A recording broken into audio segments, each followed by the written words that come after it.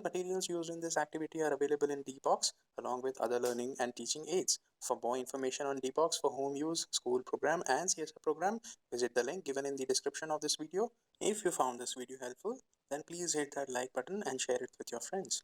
And if you have still not subscribed to our channel, then do subscribe and click on the bell icon to get all updates. We hope to see you in our next video. Happy learning!